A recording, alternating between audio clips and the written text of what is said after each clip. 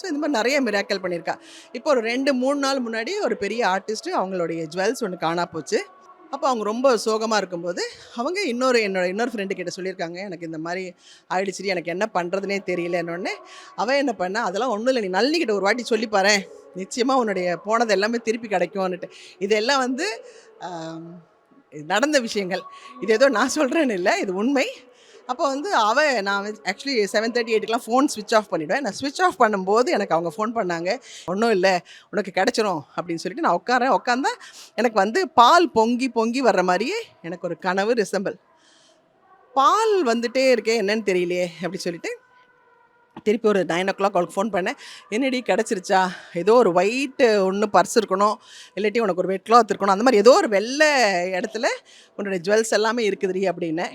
இல்லடி, எங்கள் அம்மாலாம் கூட பாவம் அழுதுகிட்டே படுத்திருக்காங்க, நான் ரொம்ப அப்செட் ஆகி கிடக்கிறேன், எனக்கு இது வரைக்கும் கிடைக்கல. ஐ செட் 9:45 வரைக்கும் நீ வெயிட் பண்ணு, ஆனால் கிடச்சிரும், எனக்கு வந்து 10 மணிக்குள்ளே உனக்கு நகை கிடச்சிரும்டி அப்படின்னு. கரெக்டாக 10 மணிக்கு ஃபோன் பண்ணி ஒரே கத்துனா, நளினி சத்தியமாக வந்து எனக்கு நகை கிடச்சிருச்சுடி, ஐ எம் வெரி ஹாப்பி அப்படி சொல்லி. நான் இன்னும் எங்கள் அம்மாக்கே சொல்லலை, நான் உனக்கு தான் முதல்ல சொல்கிறேன்.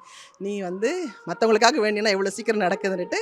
நானும் ஒரு சாட்சி, நான் இப்போ ஊருக்கு போகிறேன், நான் போயிட்டு வந்து நிச்சயமாக நான் உனக்கு எல்லாரும் முன்னாடி நான் சொல்கிறேன்டி அப்படின்னாங்க.